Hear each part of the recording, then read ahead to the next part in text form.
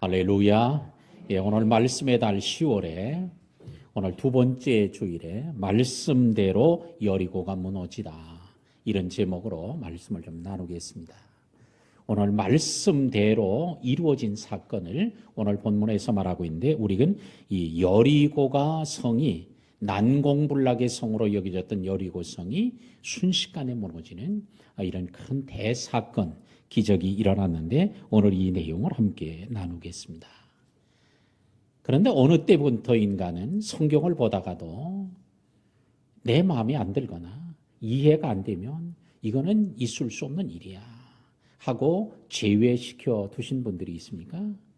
오늘 여러분들 가운데에도 그런 분들이 혹시 있을지 몰라도 이미 시간이 지나면서 많은 사람들이 그러했습니다.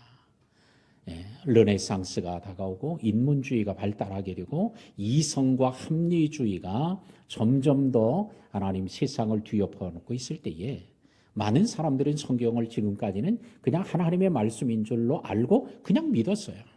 이해가 안 돼도 믿었고 이해돼도 믿고 그냥 다 믿어왔어.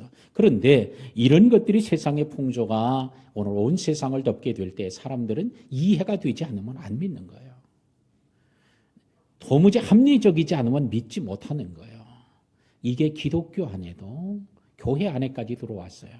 그래서 많은 기독교인들이 성경을 읽다 이건 성경에 믿을 수 없는 거네, 있을 수 없는 얘기네, 이거는 사실은 아니야, 이거는 꾸며낸 얘기나 소설 같은 얘기야 하고 그거는 이미 접어두는 이런 일들이 교회 안에도 생겨났습니다. 이런 것들이 또한 어디서? 신학교에서도 교수들이 이렇게 가르쳤어요. 이거는 실제로 하나님 말씀이 아니라고. 그걸 또 배우고 나와서 목사가 또 되는 사람도 역시 또 그렇게 배웠으니까 하나님 말씀이 아니라고. 그거는 그냥 성경에 그냥 있는 얘기라고, 사실이 아니라고, 이런 가르침들이 있어와서 교회가 많이 세속화되어지고 믿음이 약해지고 흔들리게 되었습니다. 그러는 중에 나타난 게 바로 뭐냐? 성서고고학이라는 거예요.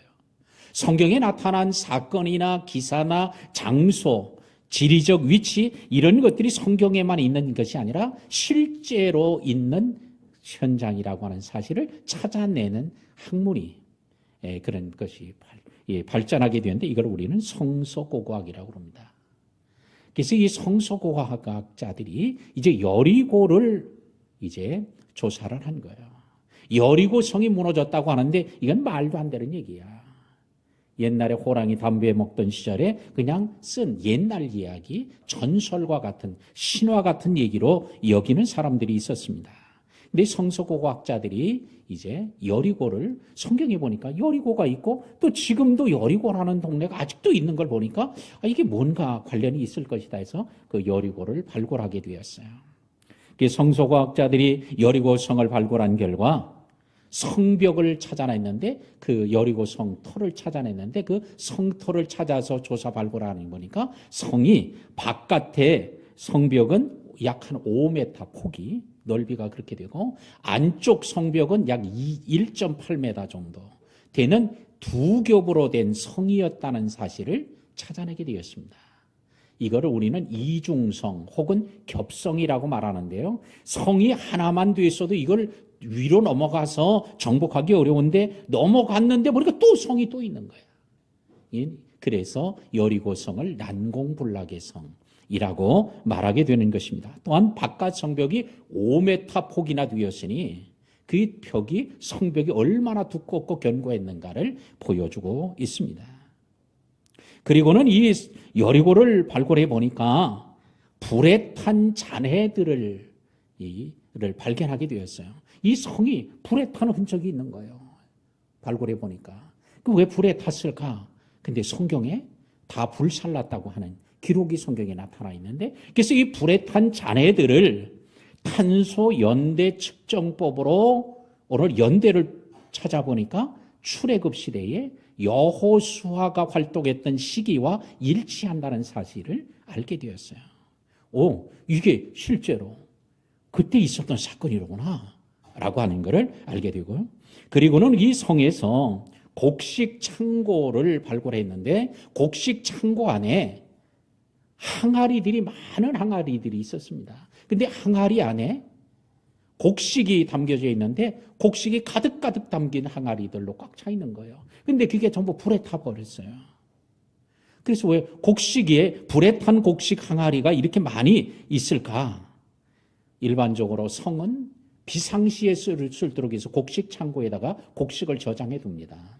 그러고는 이제 비상시에 그걸 꺼내서 쓰는데 오늘 이 곡식 창고에 불에 탄 이 곡식들을 발견하는 걸 통해서 고고학자들이 이걸 먹을 수 있는 시간이 없었구나 라고 하는 거예요. 만약에 여리고성이 오랫동안 갇혀 있었다면 그 곡식 창고에 있는 걸 다 끄집어내서 먹고 항아리는 비어 있었을 거예요. 그런데 너무 빨리 이게 함락이 되고 불타버리니까 이걸 먹을 시간이 없었죠. 그래서 오늘 고고학자들은 이거를 오늘 여리고성은 장기간 전쟁이 아닌 단기간에 함락됐다는 사실에 대한 증거로 보고 있습니다. 그리고는 또 여리고에 대한 걸 조사하다 보니까 지질학자들이 그때의 당시에 지진이 6.6이나 되는 강진이 그곳에 발생했다는 사실을 알게 되었어요. 그래서 이 지질학자들은 오히려 생각을 했습니다. 이때 6.0의 강진이 발생했어요. 이게 다 무너지고 곳곳이 다 무너졌을 텐데 이거는 하나님이 한 게 아니고 그냥 지진에 의해서 성이 무너진 거야. 이렇게 주장을 했습니다. 근데 성서고고학자들도 그러지만 저도 그렇고 근데 오히려 그게 더 큰 기적이라는 거예요. 왜? 지진이 6.0이라고 하는 이래서 큰 성, 견고한 성, 이중으로 된 성이 무너지기 위해서는 이 정도는 돼야 무너질 거예요. 근데 왜 그 6.0이라는 지진이 거기 발생했을까? 근데 그것도 첫날 뺑뺑 도는 첫날 발생하는 것도 아니고 둘째 날도 아니고 셋째도 아니고 마지막 7번째 날 마지막 날에 무너진다는 날 그날 발생했냐는 거예요. 또 하나는 이게 그냥 발생한 게 아니고 나팔을 불고 제사장의 나팔 소리를 듣는 백성들은 함성을 크게 질러라고 할 때 소리를 지르니까 무너진 거예요. 왜 그때 딱 맞춰서 무너지냐 말이에요. 그래서 사람들은 이건 우연의 일치다 라고 얘기하기도 하지만 오히려 하나님께서는 이렇게 우연의 일치를 지진을 일으키고 또한 그 시기와 장소 때를 정확하게 맞춰서 하실 수 있는 하나님을 오히려 더 증거하는 증거가 된다. 이게 고고학자들의 주장입니다. 자, 이래서 오늘 여리고가 무너졌다는 사실은 지금도 가면 여리고 무너진 성터가 그냥 있어요. 자, 오늘 그것의 모습을 보면서 또한 거기에 곡식 저장 창고를 내려다보면서 하나님께서 어떻게 이런 놀라운 일을 행하실까? 그런데 오늘 성경은 얘기하죠. 우리 한번 따라합시다. 말씀대로 이루어졌다는 거예요. 이 얘기를 오늘 하시려고 하고 있습니다. 그래서 오늘 그 내용을 우리 세부적으로 살펴보면 15절에 일곱째 날 새벽에 그들이 일찍 일어나서 전과 같은 방식으로 그 성을 7번 도니 그 성을 7번 돌기는 그날뿐이었더라. 그날뿐이었더라. 그날은 7번 돈 거는 딴 날은 안 돌고 그날만 돌았다는 거예요.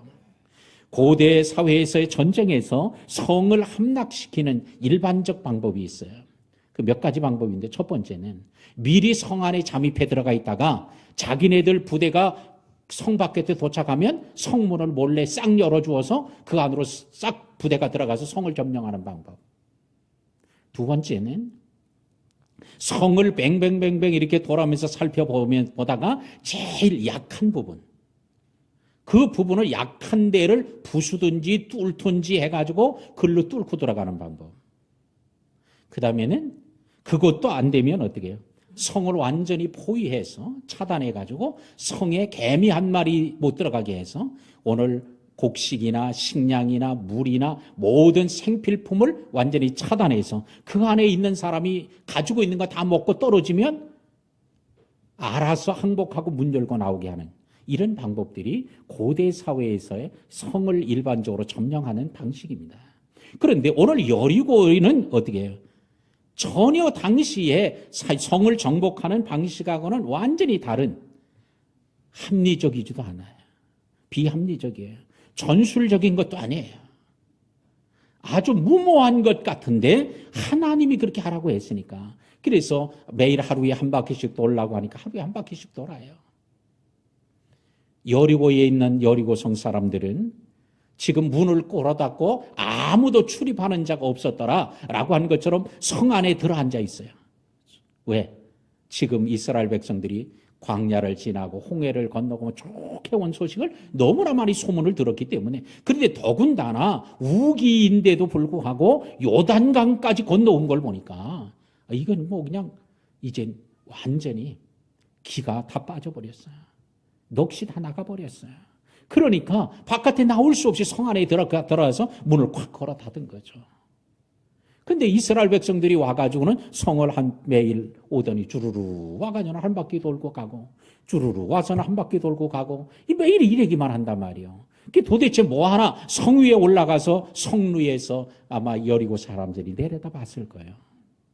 근데 와서는 성을 뭐 부수든지 성문을 막 들이받든지 뭐 화살을 쏘든지 이런 거 하나도 없이 그냥 뺑 돌고만 가고 그러죠. 여리고 성 사람들이 뭐라고 그랬을까요? 위에서 내려다보면서 저놈들 미친놈들이로구나.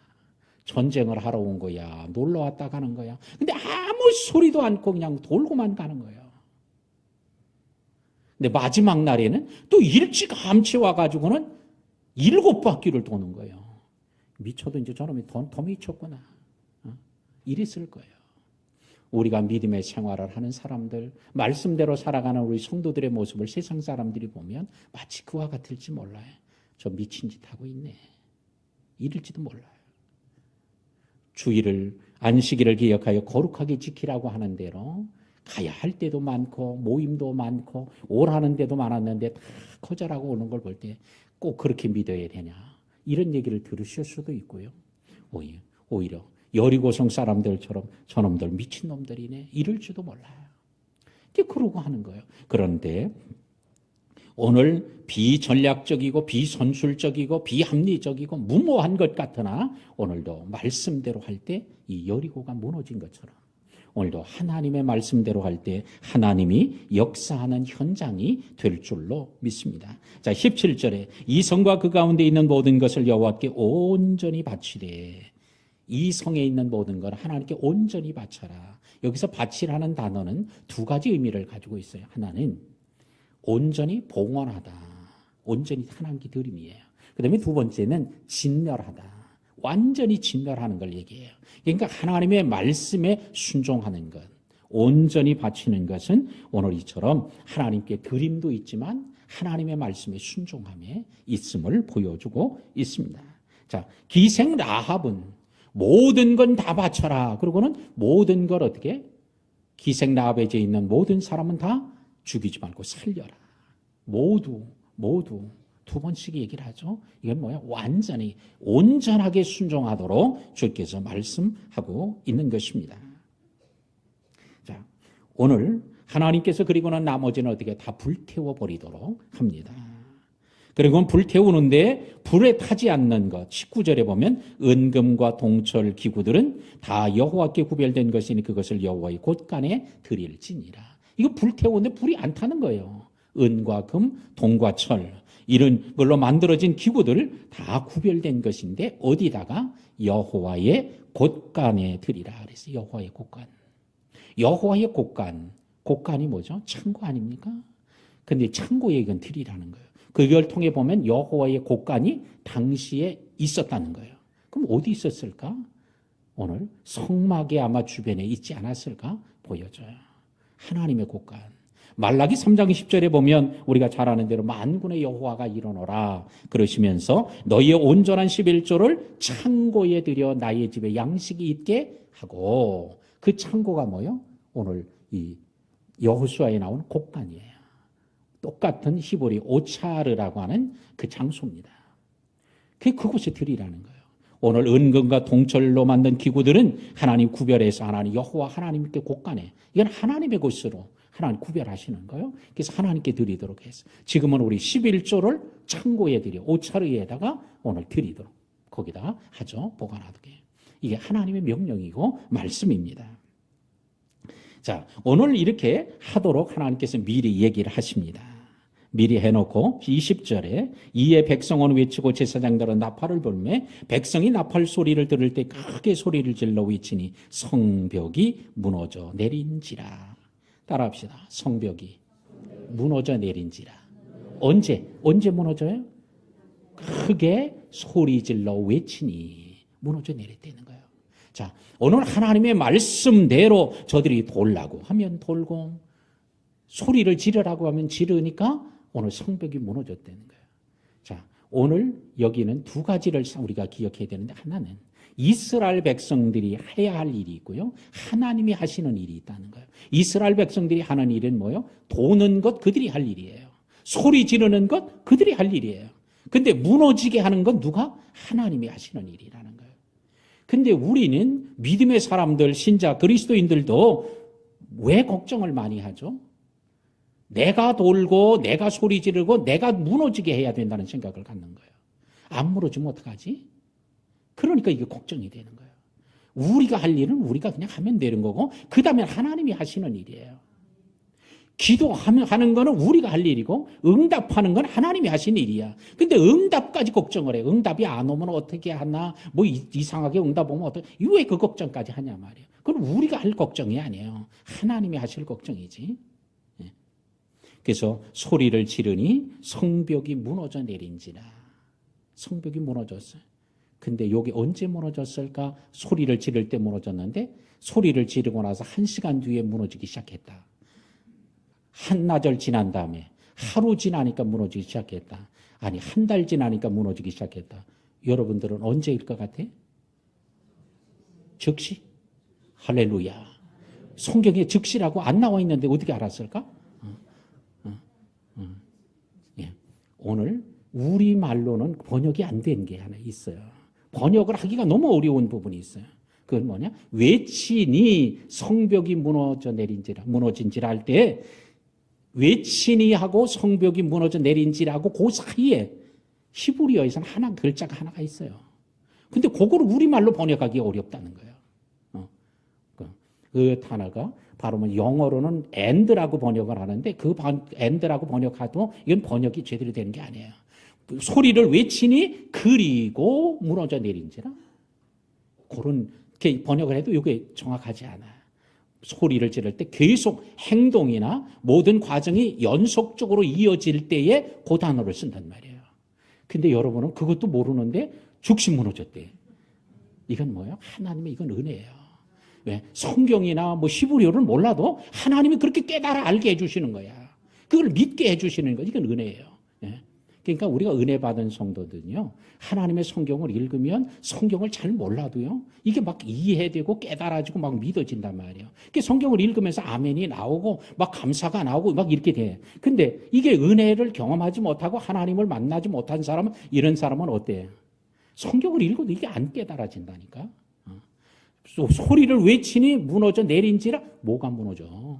아니, 소리를 지른다고 무너져? 이런 생각이 속에서 올라온다니까. 오늘 하나님께서 우리가 할 일은 그냥 하나님이 너는 돌아라. 그런 다음에 소리를 쳐라. 그럼 그냥 하면 되는 거예요. 너 성을 무너뜨려라. 그럼 우리가 하면 되는 거야. 근데 무너뜨리게 하는 거는 내가 할 일이라고, 너는 그렇게만 하라고 했기 때문에. 그래서 제사장이 나팔을 부는 소리를 신호로 큰 소리를 외칠 때 오늘 성이 무너져 내렸어요. 뭐 지질학자들이 말에 의해서 강진이 발생했다고 할지라도 왜 그때 딱 맞춰 되느냐.